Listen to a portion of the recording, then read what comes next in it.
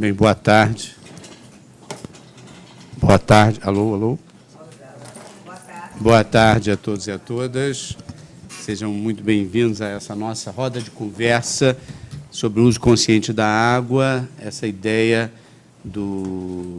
da governança socioambiental, que é fundamental, e é sobre isso que nós vamos ter oportunidade de trocar algumas ideias aqui.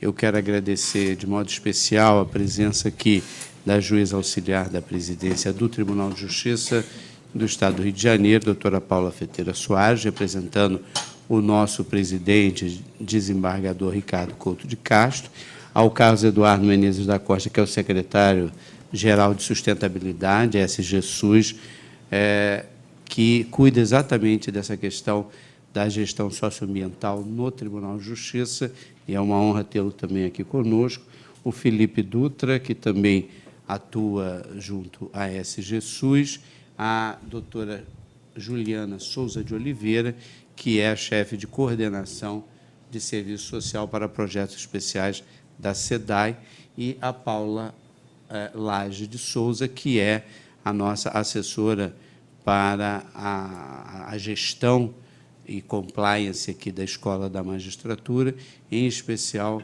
com essa ênfase na gestão socioambiental, que foi uma preocupação que eu sempre tive quando entendi a necessidade de que a administração pública também tem que estar comprometida com esse processo de melhorar a relação entre todos os processos de trabalho e a gestão do meio ambiente.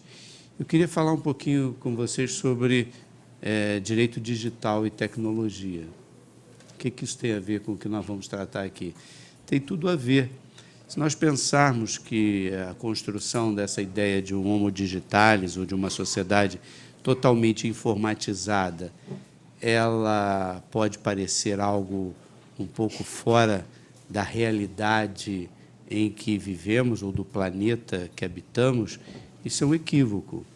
Não é? Chegamos a um mundo totalmente digital e informatizado a partir da produção de minerais, de uma produção de minerais que seja uma produção sustentável, que respeite o ambiente. Portanto, se nós destruirmos as minas aonde nós vamos recolher os minerais necessários à produção dos chips e das placas dos computadores, evidentemente, nós estaremos inviabilizando todo o progresso científico que se possa pretender. Nós temos que preservar a água, porque sem água nós não teremos um ambiente refrigerado. E se não tivermos um ambiente refrigerado, simplesmente esses chips produzidos com esses minerais, eles vão fundir, derreter. E se eles derreterem, perdem-se os dados que estão ali registrados. Então, precisamos da água, e hoje se fala até em nuvem submersa, né? Data centers que estão sendo construídos no fundo do mar, exatamente para permitir que você aproveite esse ambiente que já é mais frio por natureza, e aí temos que evitar que os oceanos também aqueçam, não é? O ambiente do fundo do mar, que é frio por natureza, para reduzir os custos com a refrigeração dos data centers, ou como pensam alguns outros em colocar os data centers em satélites no espaço, onde também, por natureza, você tem temperaturas mais amenas. Mas se a gente precisa de água, para termos água, nós precisamos de árvores.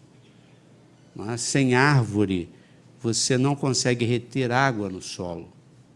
As pessoas pensam em asfaltar e cimentar e tudo isso que permite que a água escoe. E se a água escoar e for para algum outro lugar, ou ela é uma enxurrada e carrega tudo que ela tem pela frente, ou ela vai para um lugar e vai evaporar, e volta muito mais veloz em forma de chuvas cada vez mais torrenciais e que também evaporam mais rapidamente, e a gente entra num processo extremamente complicado, em que você, ao invés de ter água com a regularidade que você precisa, você começa a ter muita água ou escassez de água, e você não consegue reter essa água, porque a água naturalmente vai evaporar.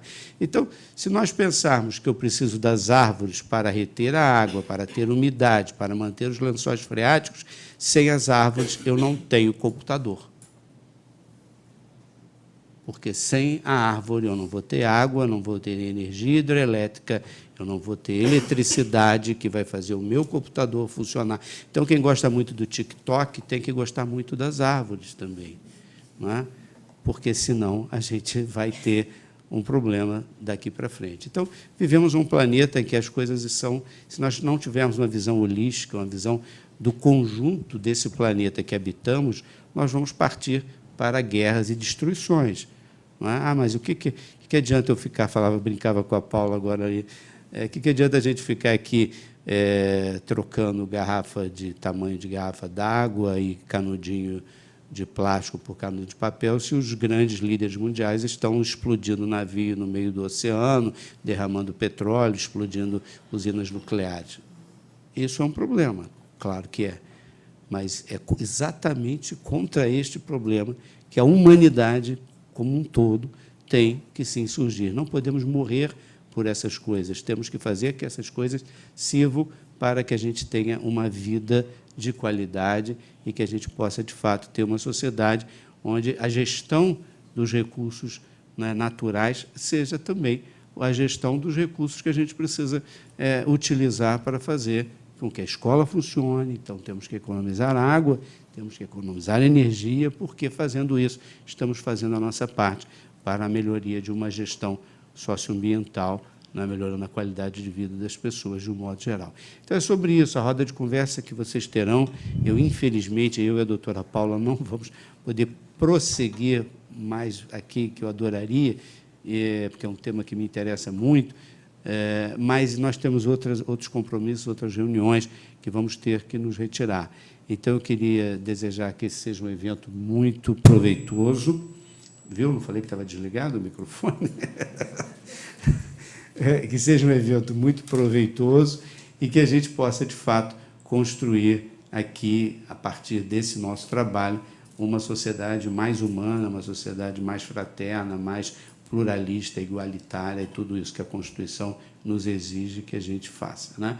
Então, eu queria agradecer mais uma vez a Paula, a Juliana, o Carlos Eduardo, o Felipe e a Paula Lage, pela oportunidade de estarmos aqui nessa roda de conversa e desejar, eu vou passar a coordenação dos trabalhos para a Paula Lage, e desejando a todos que tenham um ótimo evento. Muito obrigado.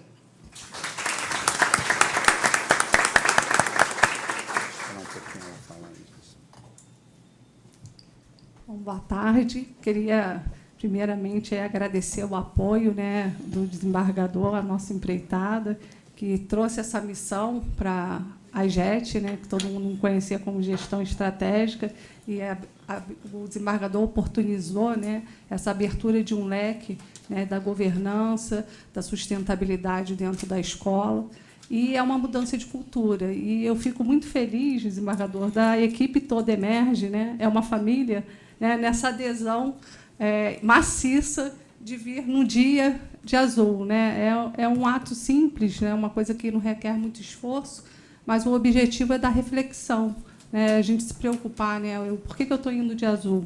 Né? Qual é a minha conduta que vai fazer a diferença no dia a dia? Durante esse ano, a gente vai falar muito sobre atitude, né? Que depende de cada um. Como o desembargador sempre fala, a gente atua em rede, né? Não tem ilhas, né, isoladas, a gente tem que estar conectado com todo mundo. E vou passar a palavra aqui para a doutora Juliana, que abraçou a nossa proposta, né, de sensibilização de toda a equipe Emerge. E, mais uma vez, agradecer a vocês. A cada mês terá um novo evento, né, e estarei aí comunicando com vocês. E, no final, teremos aí o lançamento do desafio Ranking ESG Emerge, né? E aí, no finalzinho, eu vou estar explicando para vocês como é que vai estar funcionando. Obrigada.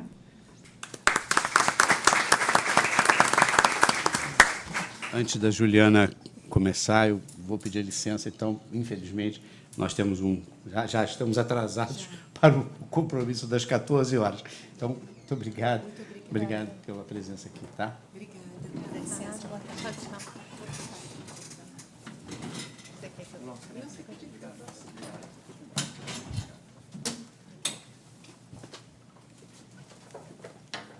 eu arrumar aqui, passa pra frente. Rapidinho, um ajuste aqui, que isso é uma roda de conversa aqui. Estamos em... Passa pra cá. Esse aqui é mais fácil. Quer falar? Senta pra cá.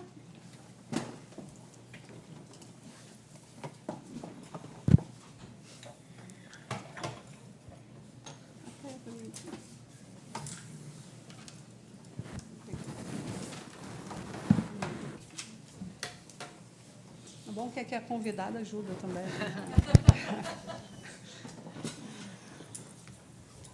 Vamos lá? Olá, boa tarde a todos, a todas. É um prazer estar aqui, tá? Para falar um pouquinho, né? Contribuir um pouquinho com esse evento tão importante, que é a conscientização, né? Do consumo, né? Do uso de um recurso tão importante, tão vital para a nossa vida, né, que é a água. Então, num primeiro momento, eu dou um panorama para vocês, né, da SEDAI em si, para vocês terem uma noção das atividades que ela executa no momento. Meu nome é Juliana, como todos sabem, e faço parte da diretoria de sustentabilidade da SEDAI. Então, vamos lá.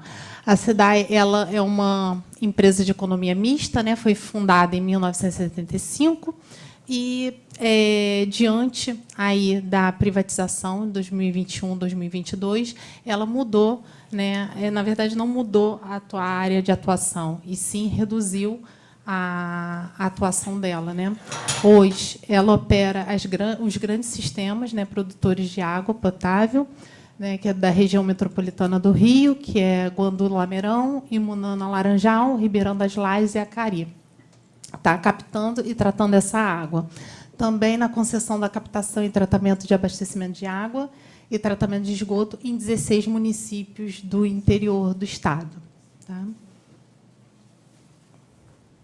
Então, esses são os dois maiores sistemas de abastecimento de água da SEDAI, que é o Guandu, Lameirão, que eu falei para vocês. A produção de água fica em torno de 43 mil litros de água por segundo. Tá? Então, é a maior estação do mundo. E também temos a segunda maior estação do estado do Rio de Janeiro, que é o Laranjal. Tá? Fica situado lá em São Gonçalo.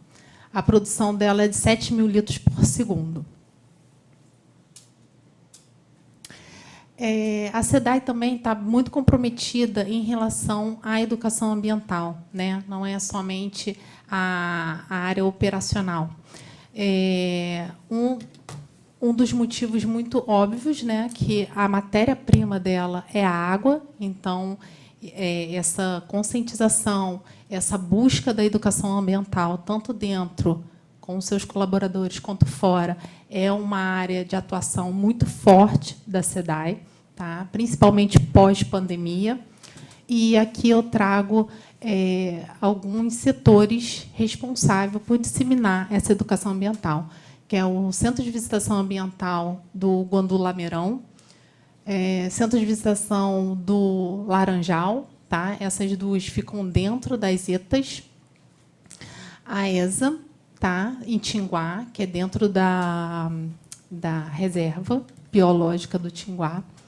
Então, faz esse trabalho de educação ambiental, e a SEDAI também faz um trabalho extramuro também, dentro de escolas, ONGs, tá? Qualquer instituição que deseja ampliar essa educação ambiental, essa conscientização. Tá? E nossos números de 2025 foram 11.720 visitantes dentro desses locais de educação ambiental, totalizando 270 instituições e abrangendo 25 municípios. E aqui algumas fotos, tá? Acho que eu estou passando errado. Tô. Não volta, né? Oh, Volta? ele vai voltar para você. Vai, por favor. Mais um.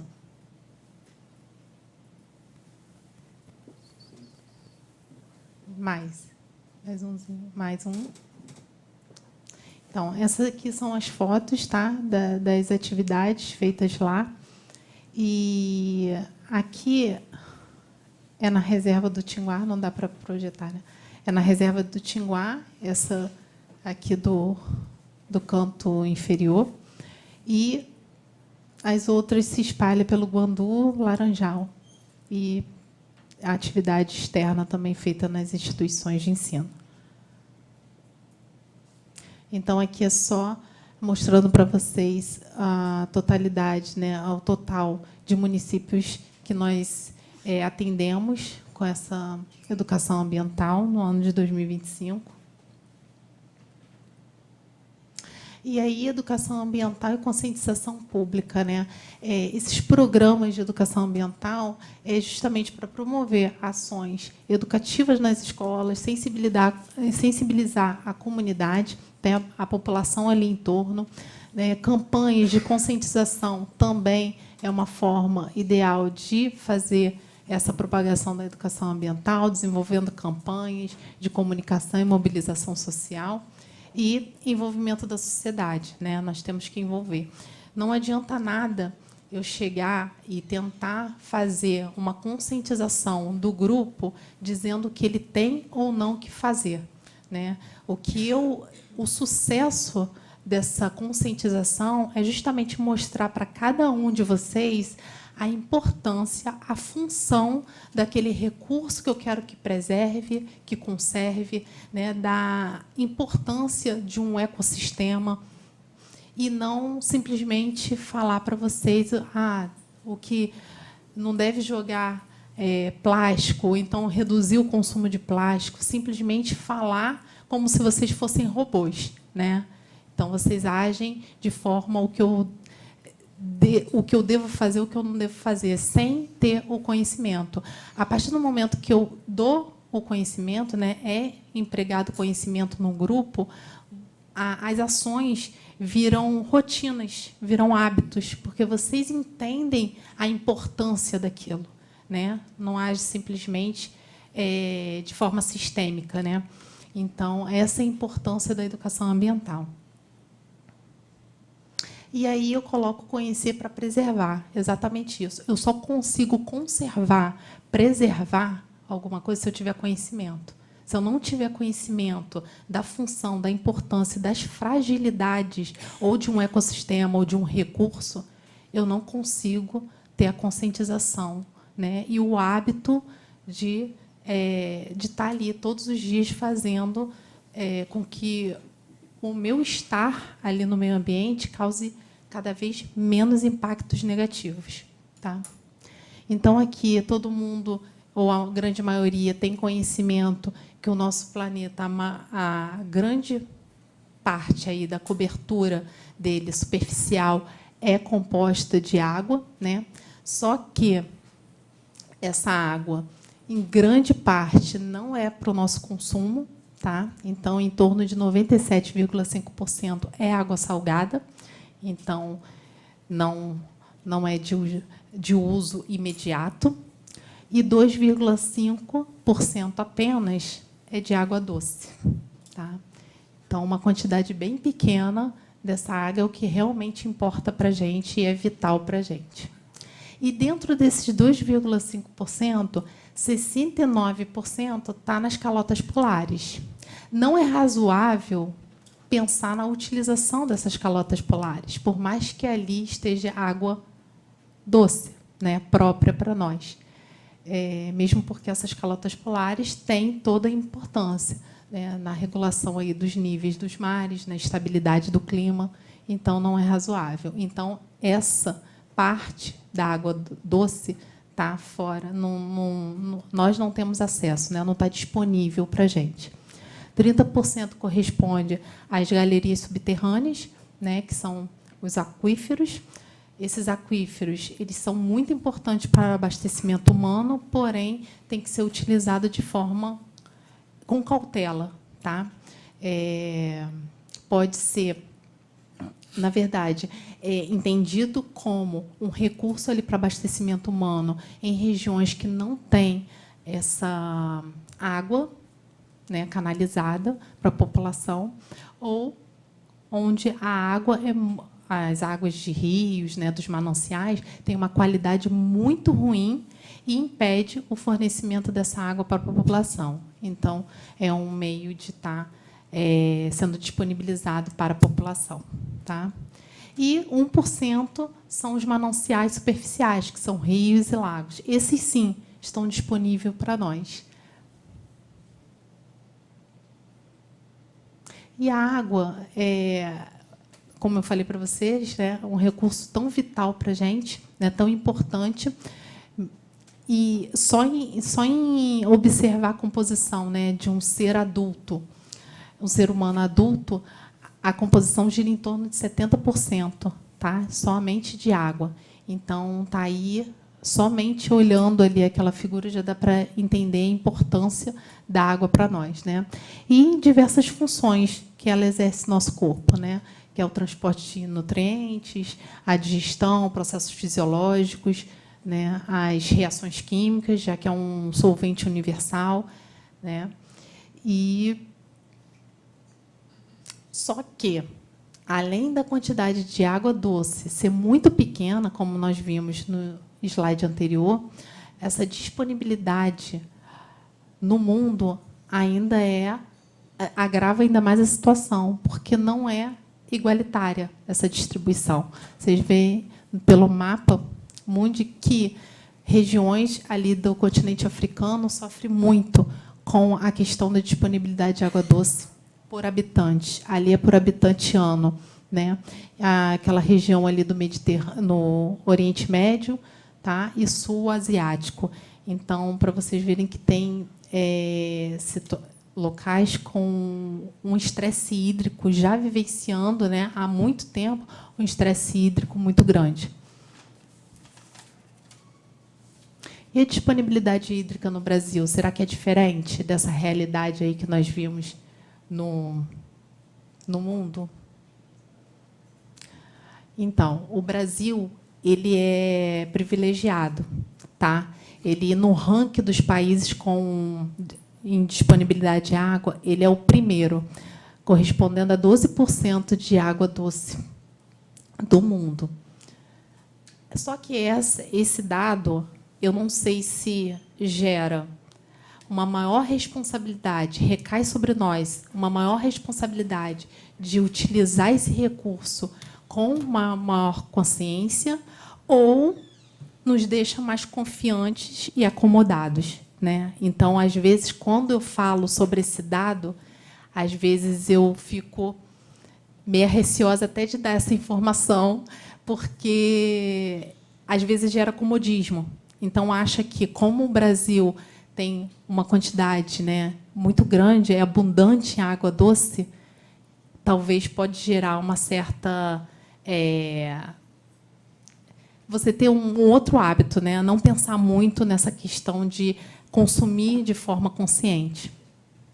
Só que, assim como no mundo, no Brasil também, a distribuição dessa água doce, por maior que seja a quantidade, ela não é distribuída de forma igual, né? E, se vocês repararem ali no mapa, as regiões com maior densidade populacional é que tem a menor quantidade de água doce, né?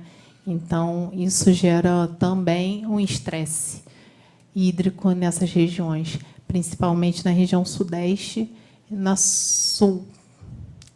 região sul-nordeste também, né? As regiões norte é o que tem maior quantidade de água e uma menor população. Isso aí são fontes da ANA, tá? Agência Nacional de Água. E aí a gente não pode pensar em recurso hídrico, não pode pensar em desenvolvimento econômico, ambiental, social sem o recurso hídrico. Está tudo entrelaçado. Eu não consigo ativar, né, movimentar o meu setor econômico se eu não tiver água, né?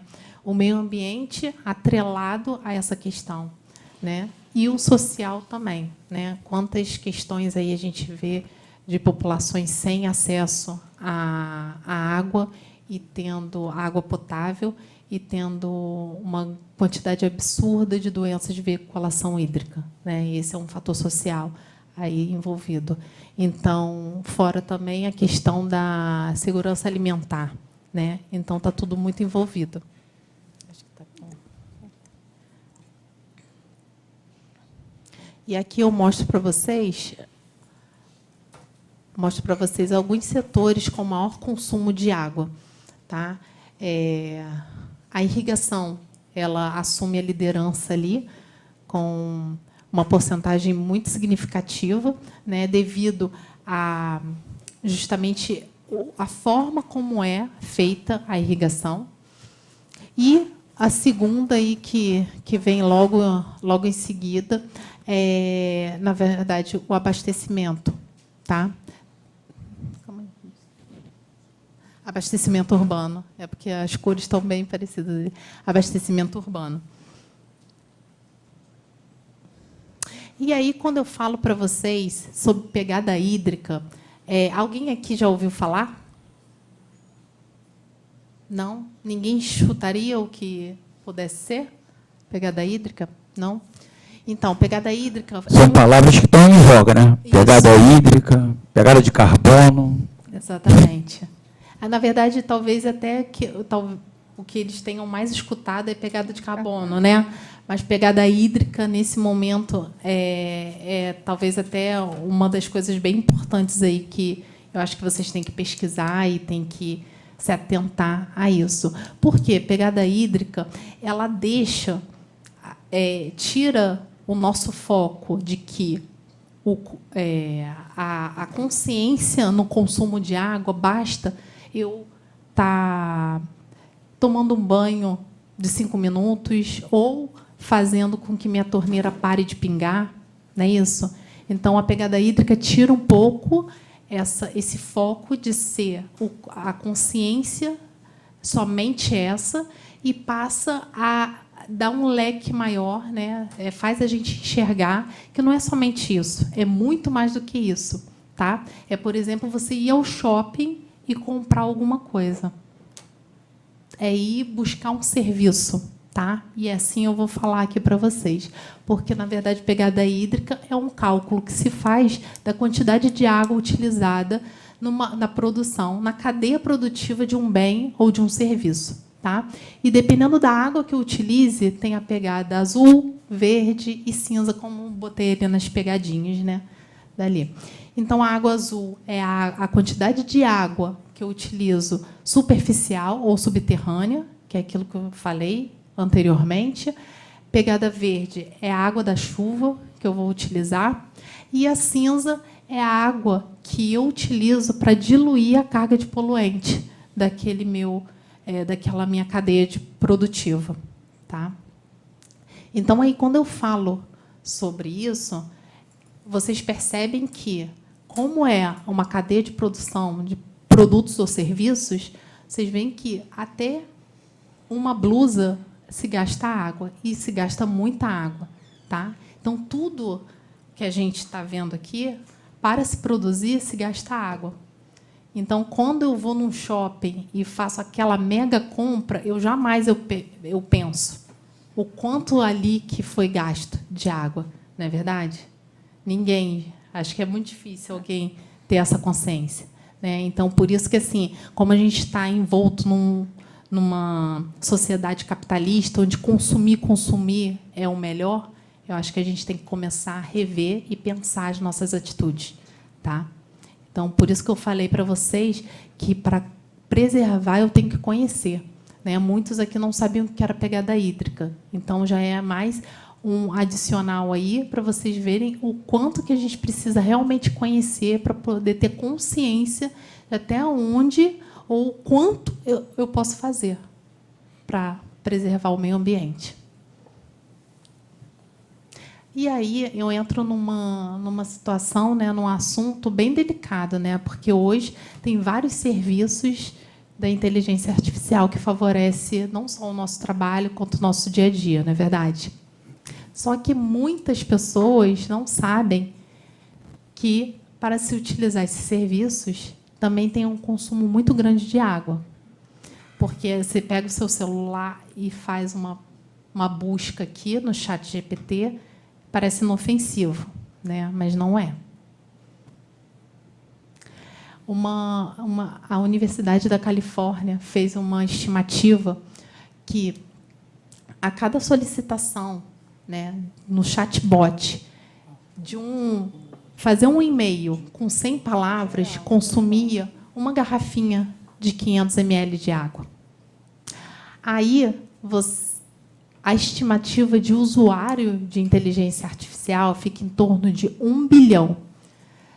Eles fizeram um cálculo assim, se dentro desse 1 bilhão de usuários, cada um fizer 3 pedidos ao chatbot durante 24 horas, teria um consumo de 750 bilhões de litros de água, necessário para abastecer São Paulo por um ano.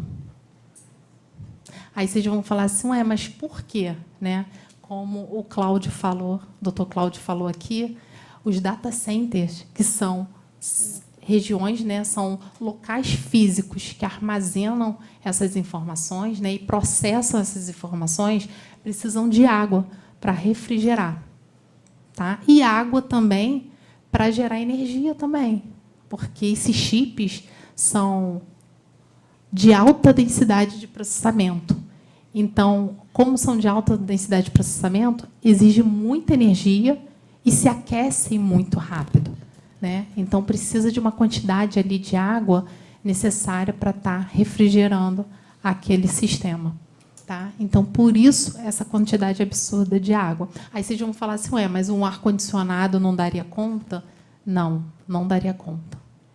Além do ar-condicionado, tem data centers que têm ar-condicionado e mais o refrigeramento de água. Tá? Outros, eles até dispensam ar-condicionado, só fica só com refrigeramento da água ali. Tá? E tem alguns que são fechados, né? Ou seja, ocorre a evaporação, mas a perda de água é pouca. Mas mesmo essa perda de água ainda é significativa. Tá? E tem que fazer a reposição de água ali.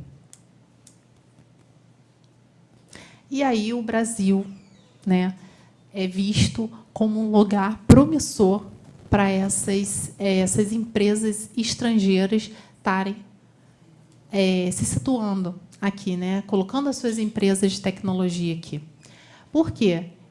Energia abundante, renovável, né, quantidade de água, como vocês viram, a disponibilidade de água muito boa, né? E ainda o governo também deu uma ajudinha, que foi feita essa medida provisória de 2025 do regime especial de tributação para serviços de data center. Ou seja, foi reduzido os impostos, né? Deram incentivos para que essas empresas viessem para cá e se instalassem aqui, utilizassem da nossa água, da energia barata, né? E do nosso local aqui. Então, essa é uma questão a ser refletida, né? E aí está chegando a Páscoa. Vamos ficar mais dar um certo alívio aí para a nossa palestra. Está chegando a Páscoa. Quem aqui nunca comeu chocolate ou não gosta de chocolate? Ninguém, né? Todo mundo. Vocês têm ideia de quanto que se gasta de água para fabricar 1 quilo? 1 quilo só de chocolate? Chocolate puro, tá, gente? Não é esse qualquer chocolate aí que a gente encontra, não. O puro. Tem noção? Vocês podem chutar. Vamos lá, vamos interagir. É desde a produção do cacau até o produto final, tá, gente? Sempre quando a gente faz o cálculo de pegada hídrica, a gente pega desde o início ali da produção até o final, até chegar num produto final. Ninguém... Vamos equiparar aí ao nosso planeta. Oi? Vamos equiparar ao nosso planeta, 70%. 70%? Mas em litros. Litros. Litros de água para produzir chocolate mundial? 1 quilo de chocolate. Ah, 1 quilo? Não, 1 quilo. 1 quilo? 100 litros? Eu acho que depois que vocês derem uma olhada aqui no dado, ninguém vai comer chocolate nessa Páscoa, tá? 700 ml. 700 ml? Quem dera. São 17.196 litros de água. Tá? E aí, aqui é uma questão muito legal, porque eles colocaram... Esse aqui foi a... eles colocaram exatamente a quantidade de água verde, pegada verde, a azul e a cinza, né? De certa forma, o que nos consola ali é que a maioria é verde, né? Veio da chuva, né? Mas com toda essa questão das mudanças climáticas aí, eu já não sei se isso é uma coisa que nos tranquilize, né?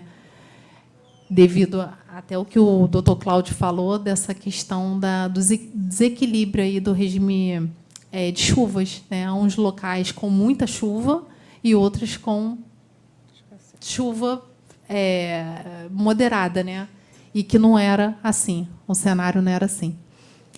Então, tá aí para vocês 1 quilo de chocolate, Um bombom um só, pouquinho, gente. Um bombom só um na pouquinho Páscoa. mais de 17 mil litros de água. E não engorda, né? É só um bombom. E aí, a gente parte para as projeções de oferta hídrica, né? Porque, segundo a Agência Nacional de Águas, pelo estudo que eles fizeram em 2024, do impacto da mudança climática nos recursos hídricos no Brasil, a gente verifica em 3 horizontes temporais que eles fizeram o estudo de 2015 a 2040, 2041 a 2070 e 2071 a 2100, com projeções de emissões diferentes, tá? Para cada período ali estudado.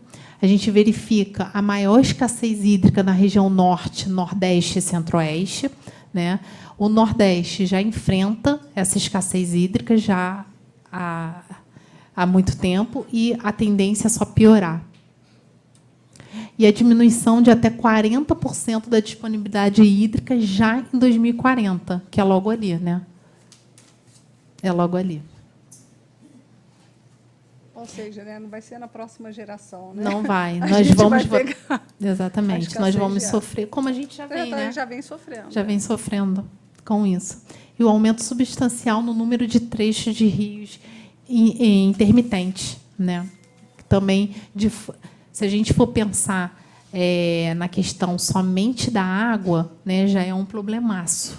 Imagina todo o ecossistema que depende dessa água, né? Que são rios, lagos, e aí como é que fica, né? É toda uma biota ali perdida, né, entrando em extinção, ocorrendo um desequilíbrio muito grande. E a região sul, a tendência é o aumento da disponibilidade hídrica, o que poderia ser um alívio, mas aí está associado com o aumento da frequência de cheias e inundações que a gente viu em anos passados, né? Essa aqui são 2 fotos que destoam bem, o antes e o durante da seca do Amazonas, em 2023.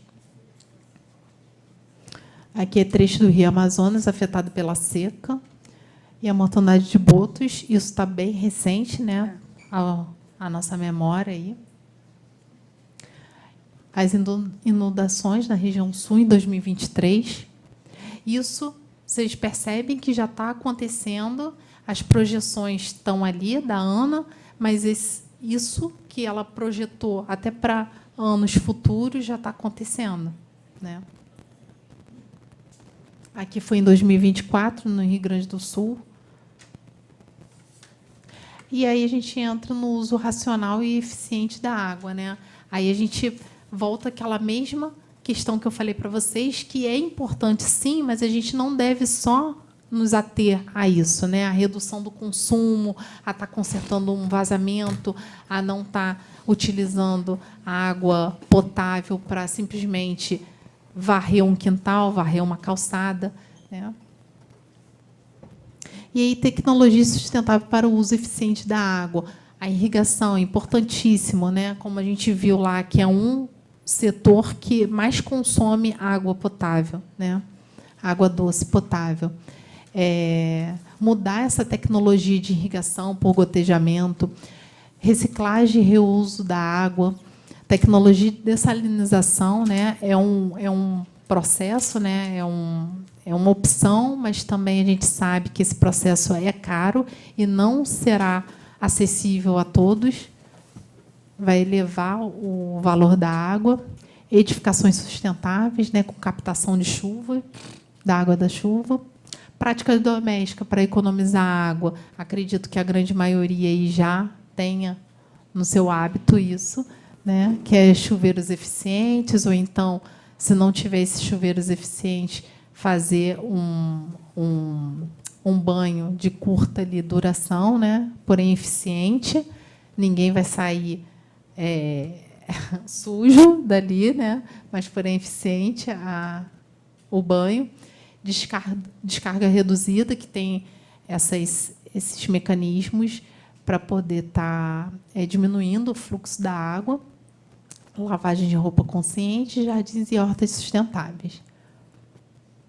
Então, soluções para gerenciamento de água em áreas urbanas, infraestrutura hídrica inteligente, que é o desenvolvimento de sistema de captação, né, onde há ali o controle de vazamentos, né, o controle da vazão ali da água, permitindo um gerenciamento mais sustentável da água.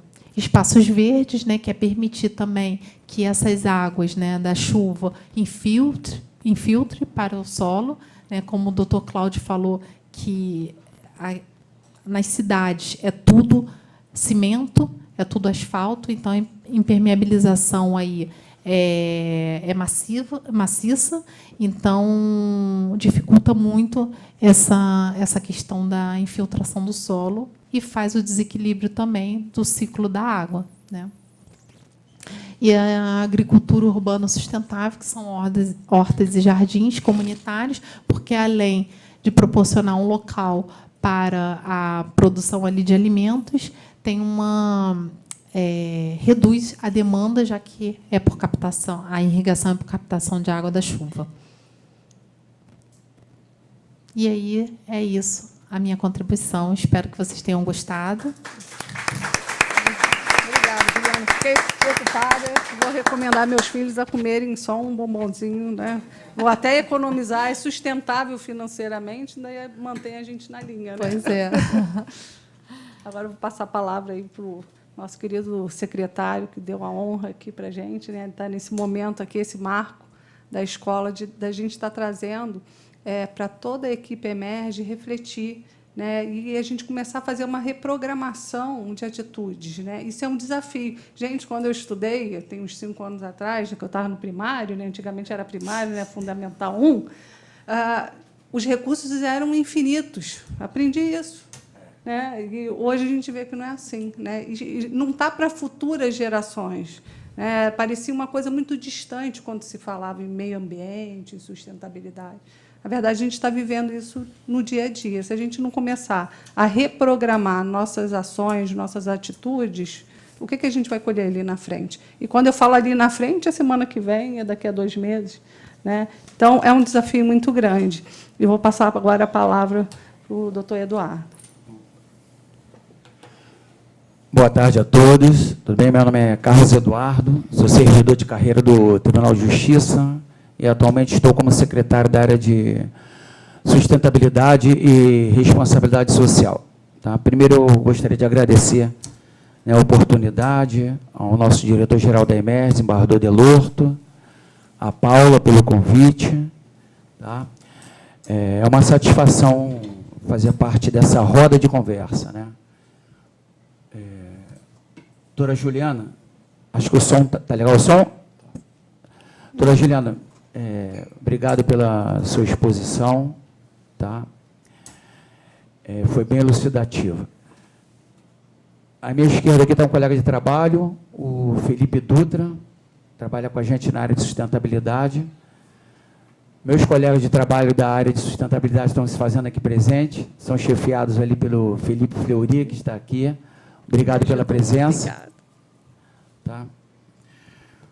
Bom, nós estávamos lá fora há pouco tempo, numa onda azul da Emerge. Vamos lá para o meio da praça, tirar uma fotografia linda, todo mundo de azul, né? Em homenagem ao Dia Mundial da Água, que a gente comemorou no dia 22, domingo passado. Né? E essa data surgiu em 1992, na Rio 92, né? já tem há bastante tempo. Nosso planeta também é conhecido como planeta água, pelo fato de, como muito bem a doutora Juliana botou nos slides ali, 71% do nosso planeta ser de água, né? Sendo que a água que nós necessitamos diretamente para toda a sobrevivência do planeta, ela é muito escassa, muito. Da água doce, salvo engano meu, lembrando aqui, é 1%. Desse 1% mundial, nós, brasileiros, somos privilegiados. Nós temos 12% dessa reserva mundial de água doce. Temos uma imensa responsabilidade.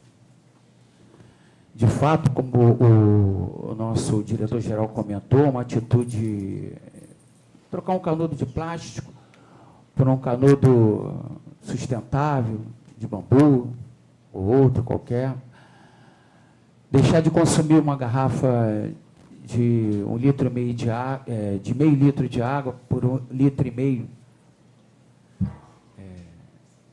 é importante, é muito importante. Essa última que eu falei agora foi até uma medida que a gente conseguiu fazer na prática aqui no Tribunal de Justiça. Só que, além dessas nossas práticas residenciais, no trabalho, no cuidado com a lavar as mãos, a dar descarga e tudo mais, se nós não tivermos o engajamento das lideranças, nós não vamos para lugar nenhum, né? Por tudo que foi exposto aqui pelo desembargador, muito bem, e pela doutora Juliana também, nós estamos vendo aí, pelo menos eu tive conhecimento aqui agora, de uso de água em consumos estratosféricos para efeito da inteligência artificial, né? Que isso daí passou pela cabeça, tenho certeza da grande maioria aqui, que daqui a pouco o motivo da guerra vai ser água. A gente não tem para onde correr, né? Mas, enquanto isso, a gente tem que fazer o dever de casa. E agora a gente está com essa responsabilidade institucional dentro do Tribunal de Justiça. É um desafio que a gente está conseguindo, a equipe está conseguindo cumprir. É um desafio que leva tempo, não é de uma hora para outra que a gente consegue mudar, principalmente, a mente do corpo funcional, culturalmente. Essa é uma questão muito importante. Dentro de casa, a questão da sustentabilidade, ela vem muito uma questão administrativa. Envolve o nosso atuar dentro de casa também, né?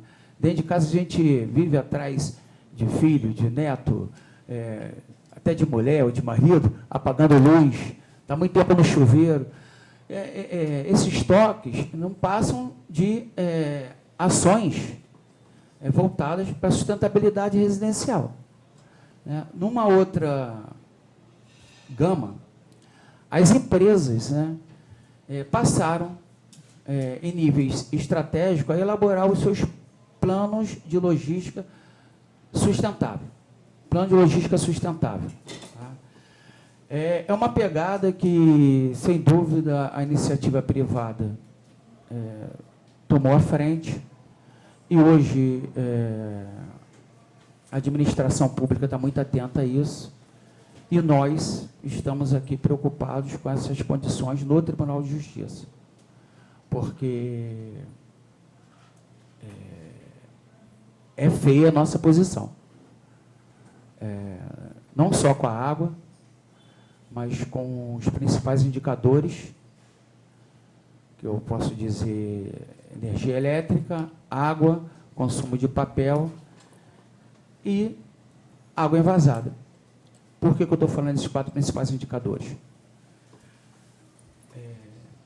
Todos os tribunais, aí nós vamos voltar o papo, a roda de conversa para o Poder Judiciário. Todos os tribunais do Brasil, por uma determinação do Conselho Nacional de Justiça, através do normativo deles, imposto, editado, para todos os tribunais seguirem, que é a resolução começou em 2021, a 400 de 2021. Tivemos alterações nelas posteriormente. Mas todos os tribunais, todo o Poder Judiciário do Brasil teve que fazer o seu PLS, o seu Plano Logístico Sustentável, né? E nessa toada, o Tribunal de Justiça fez o dele, vem fazendo o plano dele desde 2021. Dentre os indicadores com maior peso, né, indicados lá pelo CNJ, são esses 4 que eu me referi. Água, esgoto, água envasada, energia elétrica e consumo de papel. Tá? Hoje nós vamos tratar aqui especificamente da água, porque estamos falando do Dia Internacional Mundial da Água, né? E aí, nessa linha, eu queria pedir licença para apresentar para vocês aqui um trabalho nosso, doutora Juliana, que assim,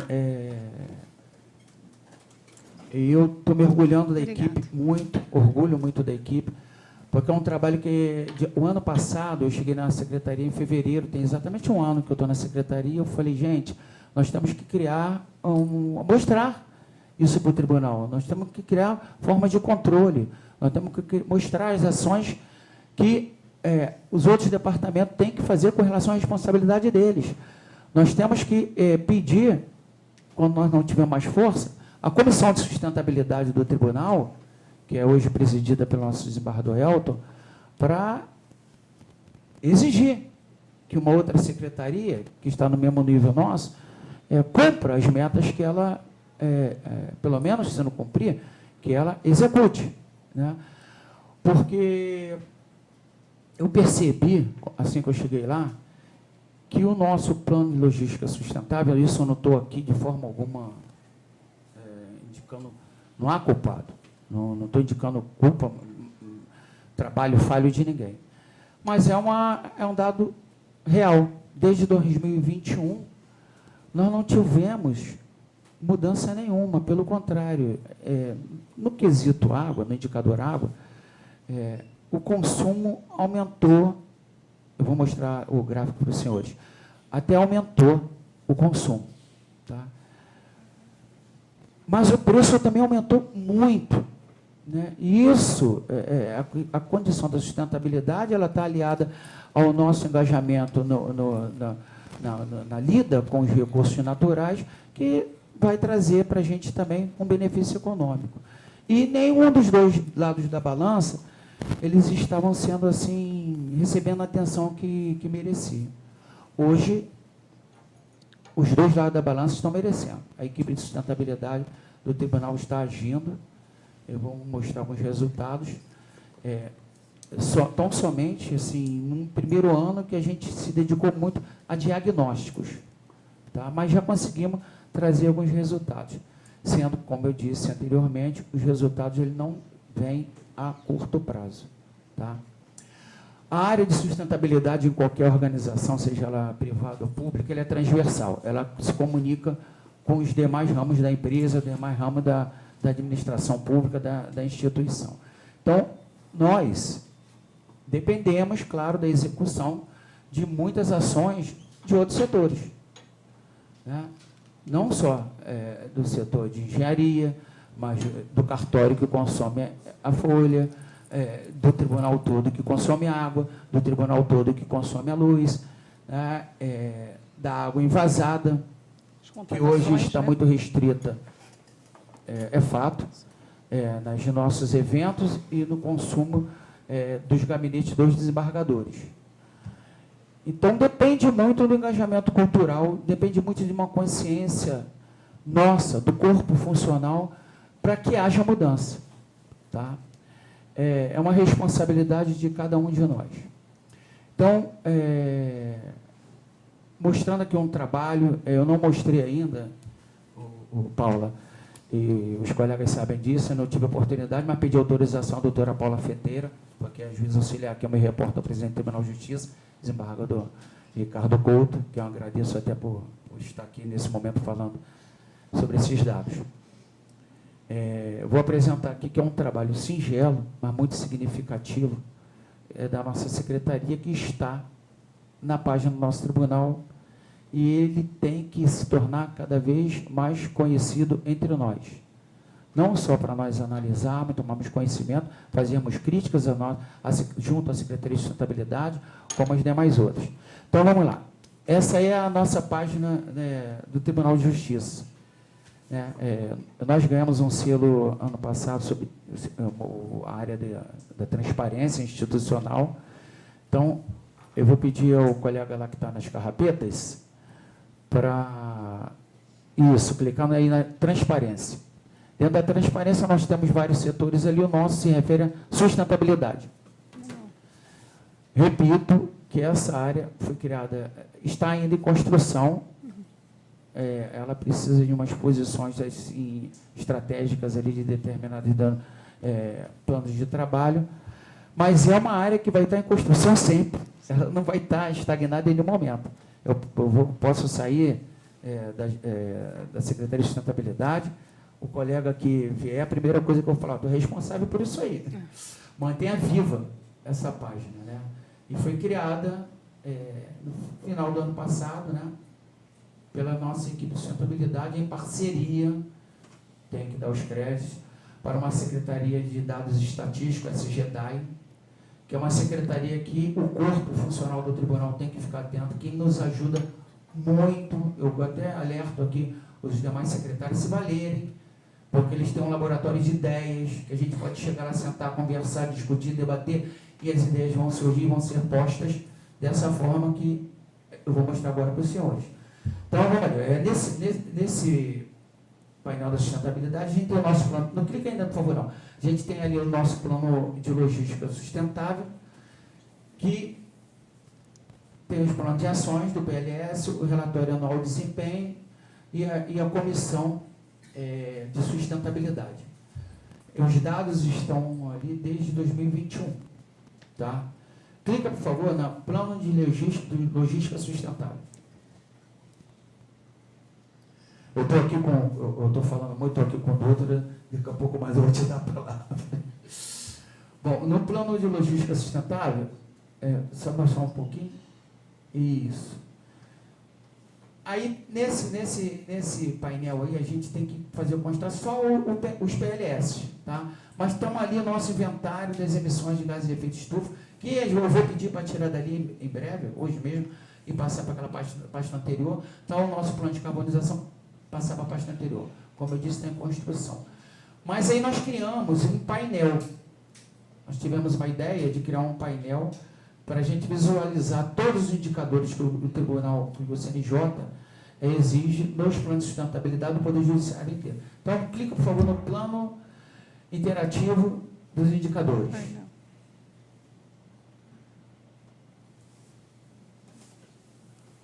Está até bonita a página, eu gostei, está bem legal, está bem apresentável, mas muito mais do que apresentável, ela tem que ser eficiente, né? Mas a apresentação está muito legal, eu gostei muito. Vocês gostaram? Está legal, né? Bom, ali nós temos todos os indicadores que o CNJ impõe para os tribunais de justiça, e eles, às vezes, criam indicadores novos e tudo mais. Nós hoje estamos aqui tratando da água, né? Então, eu vou começar pela água envasada, que é um indicador que tem peso. Por favor, o número 3. Aí ele abre essa página. Se nós clicarmos ali no lado direito, nós vamos ver ali os consumos de água envasada no Tribunal de Justiça. Não vou clicar em todos, só um minutinho, por gentileza. Não vou clicar em todos, mas além de indicar o tipo de consumo, ali só o consumo, a gente vai fazer em breve constar daqui também as ações relacionadas ao plano de logística, para nós acompanharmos em tempo real como essas ações estão evoluindo no tempo por cada unidade responsável. Tá? Então, clique, por favor, nesse 4.1, consumo de embalagens de água, embalagens descartáveis, que são garrafas d'água. Né? Aí aparece em 2000, aí é o de 2026. Faz uma gentileza, tem a última coluna ali em verde, essa daí, em cima, aí, à direita, essa daí, clica nela, por gentileza. Pronto. Essa coluna representa o consumo de embalagens do Tribunal de Justiça. Como eu disse, são eventos do Tribunal de Justiça geral do nosso estado e o consumo de água nos gabinetes. 538.644 embalagens. Né? É um volume muito considerável. Esses indicadores principais que eu me referi, repito, água e esgoto, energia elétrica, papel e água envasada, principalmente eles contribuem para o Tribunal de Justiça do Estado do Rio de Janeiro estar desde 2019 na última posição do ranking CNJ em termos de sustentabilidade. Nós somos o último Tribunal de Justiça, o último dos Tribunais de Justiça no ranking. Tá? É um desafio e nós vamos conseguir tirar o Tribunal dessa posição. Tá? Então, ali, o que eu quero mostrar para os senhores, através de uma atitude relativamente simples, mas que só ocorreu porque teve apoio total da presidência do Tribunal de Justiça e da Comissão de Sustentabilidade, através do desembargador Elton Leme, que é o nosso presidente. Vocês podem perceber ali no gráfico, né, que não está aparecendo as vezes ali. Clica de novo ali, por favor, na coluna.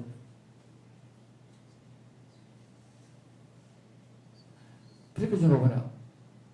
Não está aparecendo os meses. Mas assim, eu vou dizer para os senhores, a gente vem acompanhando ali, no início do ano teve uma redução drástica ali, nada disso teve controle, ninguém sabe do motivo pelo qual daquela redução, é um problema. A partir de agora nós vamos saber, nós vamos acompanhar a evolução desse consumo no tribunal e vamos saber diagnosticar de onde está ocorrendo isso, por qual motivo está ocorrendo isso. Sendo que ali no consumo, embaixo, no gráfico, a gente pode ver ali 57 mil, é isso? Mais para a direita, 57.600. Isso. Aquele marco ali foi em setembro. Porque, não, minto. Foi em julho, agosto, né? É isso, Fleury? Em julho para agosto. Aquele marco ali foi julho e início de agosto. Porque foi editado e ali entrou em prática um ato da presidência do tribunal que proibiu a compra de garrafas de 500 ml no âmbito do Tribunal de Justiça inteiro e passou para o consumo de garrafas de 1,5 litro. Então, nós conseguimos aí reduzir em muito a nossa quantidade de embalagens descartáveis. E ela vem reduzindo cada vez mais. Clica lá na última coluna, por favor, que ela se refere a 2026 também. Essa. Gentileza. Clica nela. Em cima dela, por favor. Bem em cima mesmo. Então, coloca o cursor lá no número. É isso. Tá bem. Lá, está nela já. Lá, olha só como é que vem bem arrastadinho a gráfica. Então, por que eu estou me referindo a isso? É o engajamento da alta administração. É um engajamento do presidente da República. É um engajamento mundial. É um engajamento da família. Né? Vou falar aqui do pai de família, da mãe de família, de todos nós. É o engajamento, é a consciência e que dá resultado. Numa ação simples, uma canetada, um papel, o setor de compras só pôde passar a comprar garrafa de 1,5 litro e ponto. Por favor, vamos fechar esse quadro aí? Obrigado. Vamos lá agora para água e esgoto. Aí na água e esgoto, eu vou, em conjunto aqui, por favor, Dutra, vou deixar você aqui também comentar, tá? E peço desculpa no que for pertinente, também vou fazer as minhas palavras aqui. Bom, se puder, por favor, clicar ali no indicador 7.1.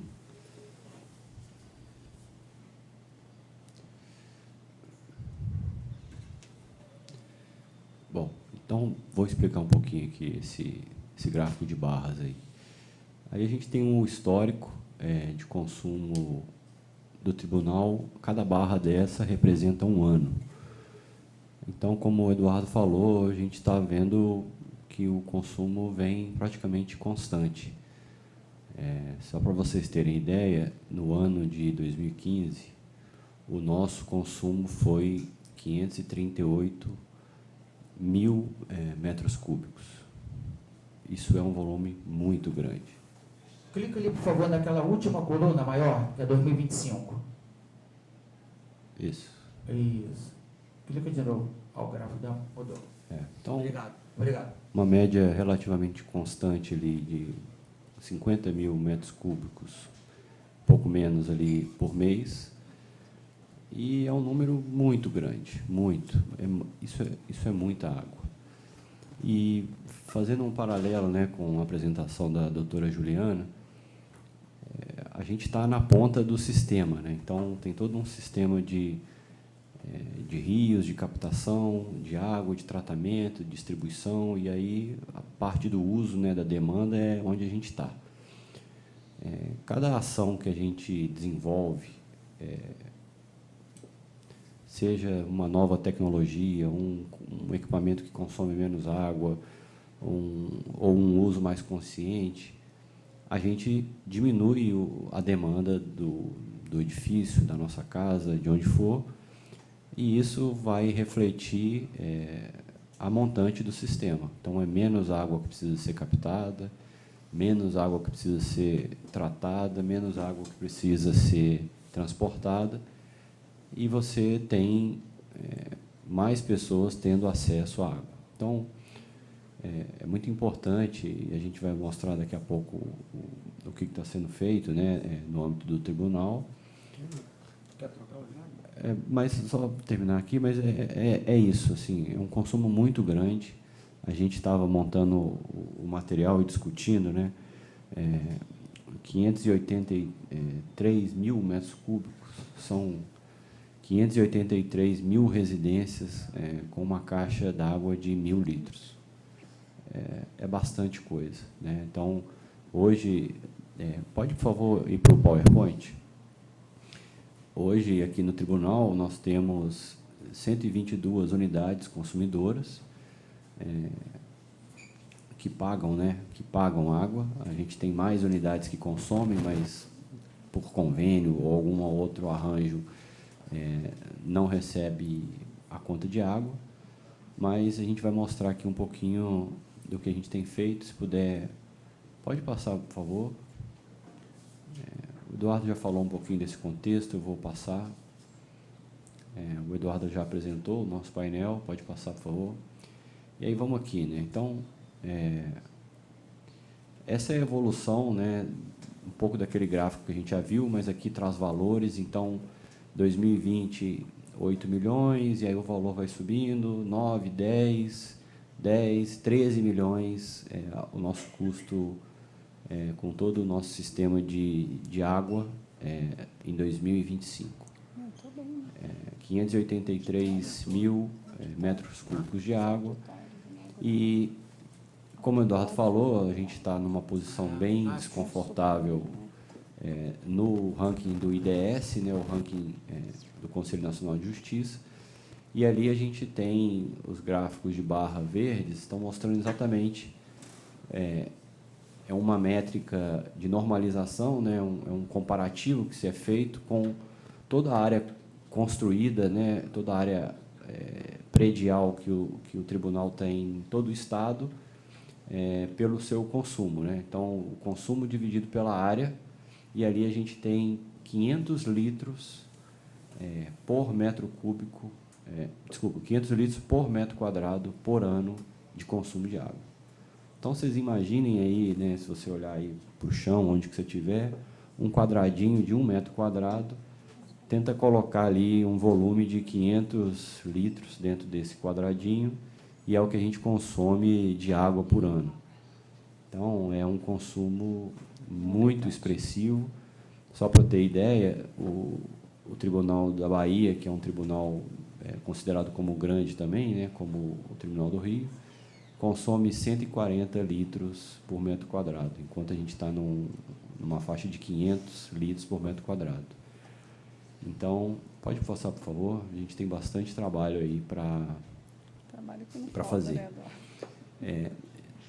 Só continuando o ponto que o Eduardo trouxe sobre a questão da água envasada, ali está a projeção, né, na faixa, na linha alaranjada tracejada, é o que a gente espera no final do ano de 2026, com o resultado desse trabalho, esse ato normativo de 2025. Então, nós estamos falando de retornar para padrões aí de 2020, ou seja, uma ação extremamente efetiva, e a gente quer dar um passo ainda além, né? Não só reduzir as embalagens, mas quiçá aí a gente conseguir eliminar com a instalação de filtros e outros equipamentos aqui no complexo central. Pode passar, por favor, que é um processo que está em curso atualmente. Bom, aqui entra uma parte... Essa parte é bem interessante. Depois vai ter um outro gráfico também, mas vamos prestar atenção nisso aqui, porque aí estão os grandes vilões. Então, o que a gente tem aqui nesse gráfico? Deixa eu explicar para vocês conseguirem interpretar o que está aqui. No eixo Y, que é o eixo vertical, a gente tem o acumulado de custo do valor das contas do tribunal. Então, ali a gente tem 100% lá em cima, então 100% são os 13 milhões que a gente mostrou no slide anterior. Então, quando a gente vai na linha horizontal, a gente tem, começando ali em 0 até 125, que é o número de unidades, o número de prédios que o tribunal tem. Então, o que a gente está mostrando aqui é que 80% do custo das nossas contas de água são relativos ao consumo de apenas 22 unidades. Então, isso para a gente é extremamente importante para a gente priorizar ações de monitoramento, fiscalização, manutenção, operação sustentável, troca de equipamentos de consumo para essas 22 unidades. Pode passar para o próximo slide, por favor. E dessas 22 unidades, olha aí, onde está pior a situação. E aí, fazendo um detalhe ainda maior, 50% do custo está consolidado em apenas 5 unidades. Então, grande maioria delas aqui do Complexo Central, a gente tem ainda o Campus e o Niterói. Então, 3 milhões o custo aqui na Lâmina 1, Lâmina 2 mais 1 milhão, o NAI, que é um prédio novo, 1 milhão. Então, obviamente, são prédios enormes, prestam serviço público, então é uma realidade um pouco diferente de um escritório comercial, mas a gente vê, por exemplo, você vai no shopping center, você já vê uns equipamentos de sanitário que são completamente diferentes dos que a gente tem aqui, que são elaborados e dimensionados e apropriados para ambientes onde você tem grande circulação de pessoas. Então, a gente já está fazendo, né? Pode passar, por favor. Uma das ações, né, que a gente tem feito, e aí é um pouco do que a gente preparou, né? A gente está avaliando as água envasada, como o secretário Eduardo já mostrou. Eu já comentei sobre a instalação de purificador e filtro em locais onde não tem esse equipamento. A gente sabe que fóruns do interior, quase todos já têm esse tipo de instalação. A gente está buscando complementar isso aqui nos fóruns do Complexo Central. A gente está fazendo uma ação ostensiva em conjunto com a SGLog para a caça de vazamento e desperdício. Então, aumentando o nível de automação para um monitoramento do consumo desses prédios praticamente em tempo real, isso é super relevante. Você perceber que um prédio tem um consumo de água num período noturno, você obviamente tem que investigar, porque a gente não tem expediente. Fim de semana, a mesma coisa. Então, hoje em dia, com hidrômetros mecânicos, você não consegue fazer esse tipo de fiscalização, a não ser que você tenha alguém apontando o consumo entre esses períodos, o que a gente sabe que não acontece na prática. A gente tem um trabalho bem detalhado sobre o monitoramento de eficiência hídrico das edificações, então também já foi compartilhado com o SGLog, e a gente tem uma série de ações em curso para identificar a origem dessas variações de consumo e ações para essa redução. E estamos estudando tecnologias disponíveis para redução de consumo de água nesses equipamentos sanitários. Então, hoje, basicamente, o nosso consumo é equipamento sanitário e equipamentos de ar-condicionado, torres de ar-condicionado.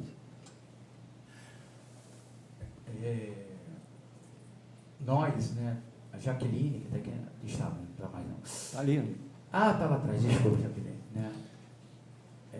Nós fizemos, a Jaqueline fez, né, quando eu falo nós, a secretaria, né, mas foi um trabalho da Jaqueline, um levantamento da quantidade, porque assim, era normal, né? Qualquer departamento público circula muita gente, circulava. Qualquer departamento público, esse povo que circula tem necessidade de ir ao banheiro.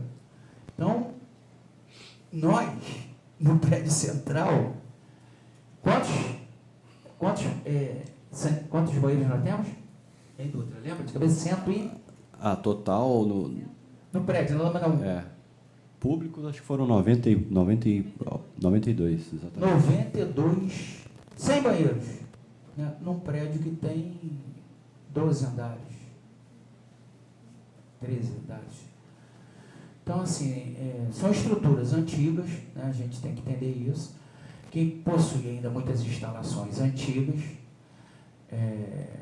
que a gente só muda quando quebra, e nisso os resultados, conforme eu falei, acabam não surgindo. Essa mentalidade tem que ser alterada, essa mentalidade de gestão tem que mudar, porque é através de um trabalho de eficiência hídrica, né, que nós vamos conseguir reduzir em muito mesmo, o nosso consumo e, por consequência, nossos gastos. Né? Inclusive, esses gastos se reverterão certamente em proveito do próprio corpo funcional. Então, é um caminho que eu vejo sem volta para o Tribunal de Justiça. Nós delineamos aqui essas ações, são desafiadoras. Nós temos um corpo funcional limitado. Muitas das ações a gente depende, ficam a cargo até da própria nosso setor de engenharia, que é super requisitado. Então, estamos assim nesse momento, levantando, fazendo diagnóstico, e semana passada eu tive uma ideia de nós, de repente, o tribunal está num momento difícil assim, para contratações de custos e tudo mais. Aí eu tive uma ideia de nós utilizarmos um contrato que a lei de licitações permite, que é o contrato de eficiência. A gente está estudando, não encontramos em pesquisa nenhum órgão público utilizando esse tipo de contrato, mas a gente tem que virar a chave e encontrar novas soluções. Tá? E nessa administração a gente está tendo muito apoio. Tá? Conforme eu disse, o presidente está disposto, porque ele tem consciência de que essas mudanças só trarão benefícios para o Tribunal de Justiça e para todos nós. Tá? Tem mais alguma coisa a falar, Rodrigo? Não, da parte final do engajamento, acho que você pode falar aí. Ah, sim, passa o próximo slide que eu já nem lembro. O próximo. Aí, pode falar. Sim. São as atitudes simples que a gente estava falando que fazem muito diferença, porque, conforme disse no início, nós somos responsáveis por isso também. Né? Elas estão descritas ali, eliminar os desperdícios, temos que acabar de desperdício. É importante, o setor de engenharia não está em tudo qualquer lugar, né? Então, assim, a gente vê um vazamento, vê uma torneira daquela automática, além do tempo que ela tem que ficar emitindo água, comunicar, reportar vazamentos, usar recipientes reutilizáveis, nossas garrafinhas d'água, né, para levantar. A maior parte do nosso corpo funcional já faz uso disso. Né? Todas as comarcas, o Foro Central tem uso de filtro. A gente tem que levantar, e é até bom levantar, dar 10 passinhos, largar o computador, encher a água, conversar um pouquinho com o colega, voltar para o trabalho. Apenas onde não tem, que eu me refiro, é fato, é nos gabinetes dos desembargadores, que eles recebem a água que era de 500 ml, passaram a receber de 1,5 litro, e está havendo um estudo para nós instalarmos, o Tribunal de Justiça, um estudo da sustentabilidade da nossa secretaria, junto com a SGLOG, determinado pela Comissão de Sustentabilidade, para a instalação dos filtros. Tá? Usar apenas o necessário da água na nossa residência, também no nosso ambiente de trabalho. E o engajamento institucional, né? Essa é uma questão fundamental. Eu tenho sentido falta de trabalho da nossa secretaria nesse aspecto, porque eu quero que a gente da sustentabilidade crie, dê ideias, porque eu levei uma pessoa da parte de comunicação, trabalhava na área de comunicação do tribunal, eu falei, não, eu preciso de uma pessoa aqui dentro da secretaria, porque senão a gente ficava pedindo por nossas ações sociais, que nós temos muito aqui, também tem a área da responsabilidade social do tribunal, a sustentabilidade e a responsabilidade social. Nós temos muitas ações sociais para comunicar, vem para cá fazer matéria, blá, blá, blá. Então eu levei essa pessoa para dentro do gabinete, trabalhar lá comigo, mas eu estou sentindo falta de nós fazermos assim, campanhas dentro do tribunal, relacionada à área de sustentabilidade com relação à água, não só dentro do tribunal, mas também para a gente levar essa área de sustentabilidade também, essa noção também para nossa residência, para o nosso corpo funcional, que assim a gente vai estar contribuindo num potencial muito maior, né, para o nosso planeta. Tá? É isso, né, doutor? É isso que a gente, nossa singela contribuição aí para o evento, para a roda de conversas. Tá? Agradeço mais uma vez. A SEDAI é uma grande parceira do Tribunal de Justiça. Nós temos aí um projeto, doutora Juliana, depois a gente vai levar o conhecimento da doutora Juliana para dar força para a gente, do plantio de mudas. Né? Esse plantio de mudas já ocorre em parceria com a Vara de Execuções Penais, às margens dos rios, né? Os detentos fazem esse plantio, mas nós temos um projeto de plantio de mudas nos fóruns. Tá? Além de outros projetos que a gente está com ideia de também fazer tratativas e executar e botar na prática em conjunto com a SEDAI. Tá? Muito obrigado a todos e devolvo a palavra aqui para a Paula, nossa colega. Aí com a Paula que está mandando aqui na... Nada, imagina. Eu acho importante, assim, tem que agradecer, né, o Felipe, o Carlos Eduardo, né, por trazer informação para a gente, né, como está, a gente está dentro do complexo judiciário, a Emerge faz parte, né, do Tribunal de Justiça, é um órgão do Tribunal de Justiça, e, às vezes, a gente não conhece o que está sendo feito. Né? Acho que a informação nos esclarece quanto desafios nós temos ainda. né? A escola, ela já ao longo dos anos vem praticando, né, vários passos, várias ações, mas isso é uma reprogramação. É uma coisa que eu falo, né, para todo mundo, aquela cultura que a gente tem, né, de ter que repensar nossas atitudes, frear o nosso consumo. Isso é um exercício diário, né? Por isso que tem essa proposta, né, e a gente conseguiu implementar na gestão do desembargador Cláudio Delorto, né, esse reforço dessa cultura, porque saber que o planeta está gritando, que a gente não tem outro, né, apesar de estarem buscando outro planeta, é o que a gente tem hoje, e se a gente não cuidar, vai ficar insustentável, né? Na verdade, a Terra vai continuar, quem vai ficar em extinção somos nós, porque a gente não vai ter um ambiente adequado para viver. E o nosso projeto é isso, gente, a gente está se mobilizando, saber o que fazer, porque limitações nós temos diariamente, né? Só chegar aqui já é um desafio, né, ao acordar. Mas a gente tem que buscar o tá bom, não o tá ruim. Melhorar a cada dia, a cada atitude, a cada ação. E como é que a gente faz isso num cenário de uma rede que ainda não está totalmente alinhada, né, do tribunal com uma base histórica de consumo muito alto, né? Se para vocês terem uma noção, o maior consumidor, né, dos estados são os órgãos públicos, a gente que dita o mercado. Né? Se vocês olharem o volume de compras em milhões, quanto a gente gasta, a gente vai ditar o mercado, como ele vai produzir equipamentos mais eficientes. Mas, para a gente poder ditar o mercado, a gente precisa o quê? De conscientização, de mudanças de hábitos, de planejamento. Eu consigo isso da noite para o dia? Não, gente. Isso é mudança de cultura, é capacitação, é informação, é apoio da alta administração, são ações contínuas, né? E aí você vai falar assim, mas, poxa, Paulo, depende da caneta, né?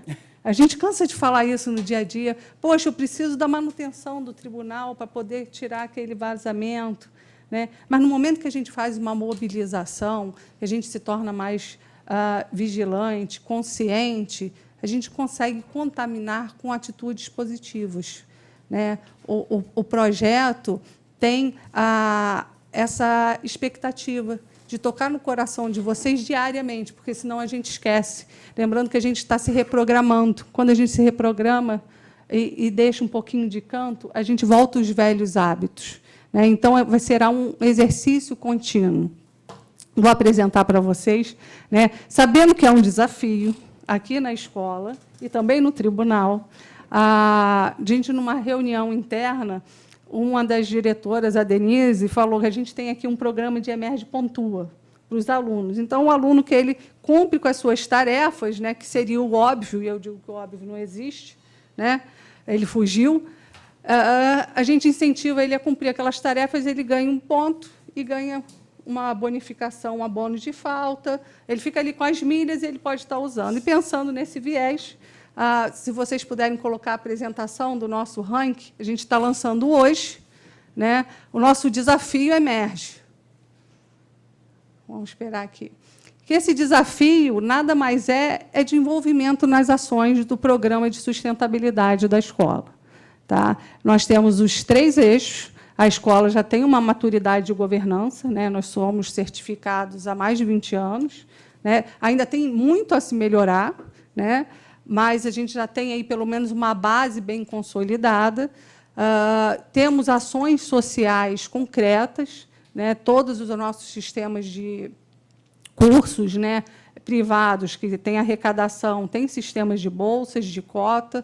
Nós temos, com apoio do Departamento de Ensino, ações sociais contínuas na escola. A gente está com a campanha com os alunos da Páscoa, daqui a pouco vem Natal, daqui a pouco vem Dia da Criança, e a gente sempre tem esse trabalho também com nossos alunos e magistrados para essa conscientização.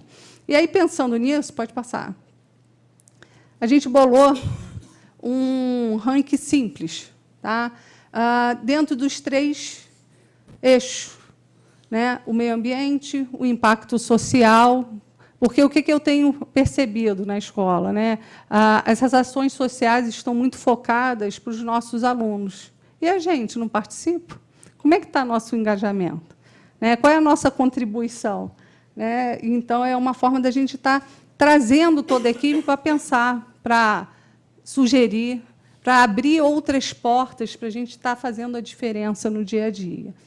A governança, a gente está trabalhando muito, nesse momento, no programa de integridade, né? A gente já vai entrar agora, em breve vou estar divulgando, a gente vai ter rodas de conversa com os gestores, tá? Para a gente fazer uma prevenção a todos os tipos de assédios e preconceitos, enfim.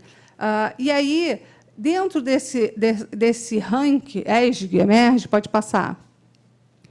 A gente tem um planejamento aí para o ano. Quem pode participar? Todos. Gente, servidores, colaboradores terceirizados, estagiários. A emerge só funciona, a gente só consegue resultado com o envolvimento de todos. Nós não temos ilhas de excelência aqui. Nós somos uma rede, somos uma equipe integrada. Se tudo isso aqui acontece, não foi a Paula, não foi o desembargador, não foi a Elina, não foi a Betina que fez acontecer. Foi toda a equipe emerge. Então, para isso, a gente precisa do envolvimento de todos. Se a gente quer fazer uma diferença e diminuir nosso consumo de água, que hoje é o tema da palestra, não vai ser a Paula que vai ficar sozinha, ou o Júlio, reparando todos os vazamentos, abrindo milhões de OS, que vai fazer essa diferença. Vai precisar da colaboração e contribuição de todos. Todos são importantes dentro da engrenagem da escola, dentro da nossa prestação de serviço. Quem vai ficar responsável, né, por esse ranking? A assessoria. Em razão disso, sinto muito, equipe, mas vocês estão fora, né, porque estariam contaminados, não vão poder participar desse ranking, porque eles vão estar envolvidos em todas as ações. Pode passar. O que eu preciso fazer para participar desse ranking? Ações, campanhas e eventos. Eu vou estar sempre divulgando. Inclusive, esse evento está valendo, né? A gente está transmitindo também pelo Zoom para os nossos funcionários, porque a gente não tem como tirar toda a equipe para estar participando. Então, o pessoal está na sua estação de trabalho, depois vamos estar disponibilizando no YouTube, por isso que eu preciso que vocês assinem a autorização, aproveito e peço. Né? A gente vai realizar o registro, vocês sabem que, né, a IJET, né, tem um cuidado todo de estar monitorando esse registro. Né? Eu preciso de evidências que vocês realizaram também, né, essas ações. Então, por meio de listas, nas campanhas sociais, a gente vai fazer uma parceria com o ensino para estar anotando as pessoas que contribuírem. Gente, não é obrigatório. Eu acho que isso que é mais importante. Né? Quando a gente trabalha em conscientização, é trazer para vocês qual é a importância da colaboração de cada um. Não tem graça ser obrigatório. A gente já tem consciência, somos adultos, sabemos o nosso papel aqui. E aí é voluntário. Se vocês quiserem, serão bem-vindos, sempre. Tá? Não só por uma emerge melhor, um tribunal melhor, mas que a gente venha buscar realmente sementes do bem, que a gente venha plantar, não só aqui, mas, como o Eduardo falou, em casa também. Né? Essa mudança de hábito, mudança de cultura, são ações diárias. Tá? Pode passar? E aí, eu fiz um painel simplificado. Foi?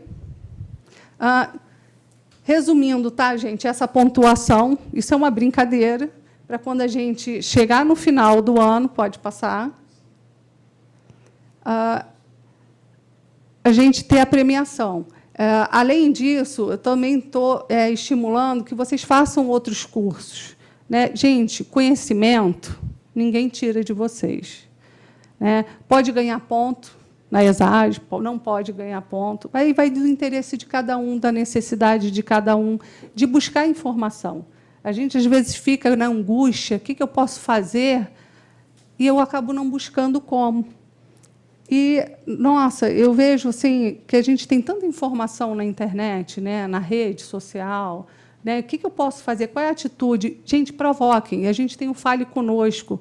Não é só para os visitantes, o Fale Conosco com sugestões, pedidos de informação, é para a gente também usar, é para vocês darem sugestão. Né? Uma sugestão de vocês vale muito. Elaine não está aí, mas numa reunião da gente de análise crítica, ela apresentou uma ideia que ela teve com a equipe de uma árvore de contribuição com os alunos para o final do ano, o que eles desejam, né, para aquele próximo ano. E aí eu fiz uma adaptação. A gente vai estar lançando a árvore das atitudes, para todo mundo pensar em ações que a gente pode aplicar aqui na Emerge, né? Às vezes, atitudes simples, o freio do consumo já faz uma diferença. Coisas pequenas no dia a dia, que a gente não precisa de gastos, não vou precisar fazer o DFD, né, Rodrigo? O ATP, né, que isso é uma tragédia atual. Enfim, mas são atitudes, é você repensar o seu dia a dia. E aí, depois da gente estar, como é que se diz, consolidando esse ranking, eu vou estar informando, pode passar, trimestralmente como é que está o ranking, né? Vou dar trabalhinho lá para a equipe, ó, o Eric está lá, o RU, né, na planilhazinha de Excel, por enquanto, e a gente vai estar vendo esse ranking. Eu vou passar a informar para vocês trimestralmente quais são os top 10, quem está mais envolvido com as ações oportunizadas aí pela escola dentro desses 3 eixos, tá? Ambiental, social e da governança. Pode passar? Aí tem aquela questão do critério de empate, né? Hoje foi um sucesso na foto, né? Vocês viram, né? Gente, eu fiquei tão feliz, né? Porque é um desafio, né? Você repensar, né? Eu vou, porque é uma atitude. É você, por que eu estou indo de azul? A água. Quando eu penso na água, você vai dentro de um mapa mental, você já pensa quando você escova o dente. Você já pensa quando você bebe a água, se é no copinho, se é na garrafa, se ela é aquela reciclada. Isso tudo vem em cadeia, né?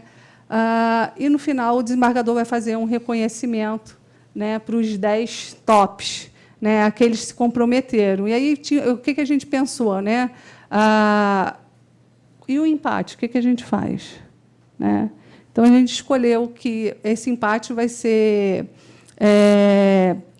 feito por quem participou dos 3 eixos, né, e mais tempo de Emerge. Né? Aí vem aquela história de antiguidade. Por que a antiguidade na escola? Porque aquele membro da equipe que chegou agora e já vê esse trabalho de mobilização, ele já entra no ritmo. Né? Aqueles que são novos, né? Pouco tempo do que eu, né? Diferença de 3 anos e tal, mas a galera nova tem mais facilidade de ter esse comprometimento. Porque a gente já tinha uma cultura que eu sempre tive acesso a isso tudo, por que agora eu estou sendo restringida, né, a essa garrafinha de 500, o copinho aqui na Emerge era muito copo de plástico. Né? O CADER implementou essa questão da garrafa d'água e a gente está tendo um sucesso bem bacana. Então, o objetivo maior, gente, é a gente se reprogramar, né? Não só na questão ambiental, mas também na nossa saúde mental, né? E na parte social, da gente pensar no próximo. Eu queria muito, eu já estou encerrando, agradecer a vocês, a participação de todos, agradecer a Juliana, né, que foi assim uma coisa de última hora, quando apresentei a proposta para o desembargador, era um evento para fazer o marco do lançamento. E aí ele falou, você traz uns para eu escolher, porque não vai dar para fazer tudo. Aí eu, tá bom. Aí fiz proposta para cada mês. Ele falou, está tudo aprovado, agora faz. E é claro, gente, sozinha isso não acontece. Né? O que faz a diferença são vocês diariamente. Muito obrigado aí.